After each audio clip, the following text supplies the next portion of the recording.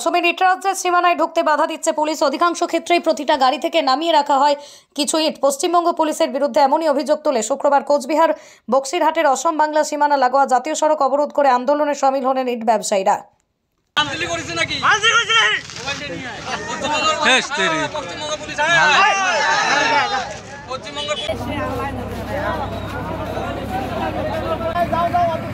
বিক্ষোভটা এটাই হচ্ছে আমাদের অসম বাংলা সীমান্তর যে প্রশাসন যে প্রশাসনরা এখানে থাকে আজকাল তারা আমাদের যখন আসাম থেকে যখন গাড়ি পশ্চিমবঙ্গে আসে ওরা আমাদের কাগজপাতি চেক করে গাড়ির পেপারস বা ওয়েবিল জিএসটি সবই চেক করার পরে গাড়িকে দাঁড় করানো হয়।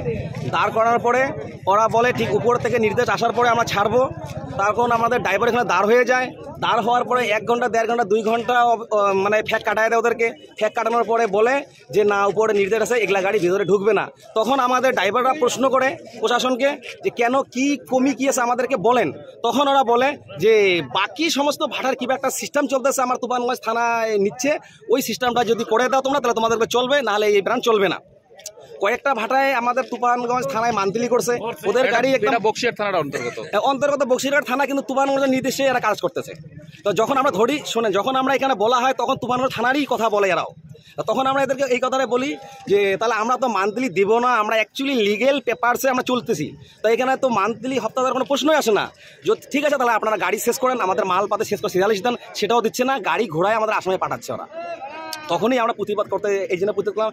আমার সবথেকে পশ্চিমবঙ্গের মুখ্যমন্ত্রী মমতা দিদিকে আমি একটা কথা বলতে চাই, কারণ খারাপ ভালো কি আমি জানি না, যদি প্রশাসন চলাতে যদি কোনো টাকা পয়সা কমি থাকে আমাদের আসামের ভাটা যে সমস্ত আছে সবারই কাছে ওরা আবেদন করুক মুখ্যমন্ত্রী, আমরা টাকা দিয়ে পশ্চিমবঙ্গের প্রশাসনকে দরমা আমাদের তরফ থেকে দিয়ে দেবো, কিন্তু ঘুষ আমরা দিব না।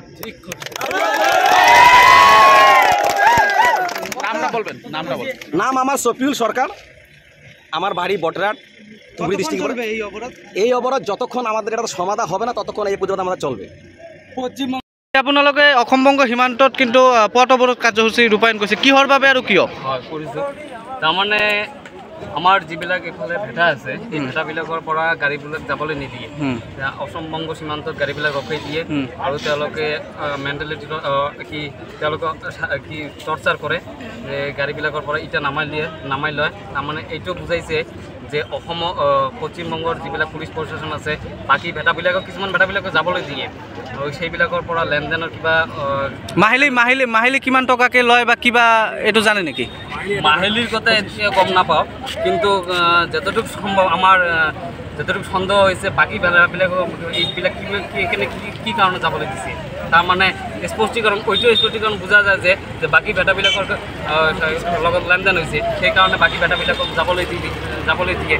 আমাৰ ভেটাৰ ব্ৰাণ্ড যদি দেখে তেওঁলোকে গাড়ী ৰখাই দিয়ে, তেওঁলোকে হাৰাশাস্তি কৰে ড্ৰাইভাৰবিলাকৰ লগত, ইট নামাই নিয়ে।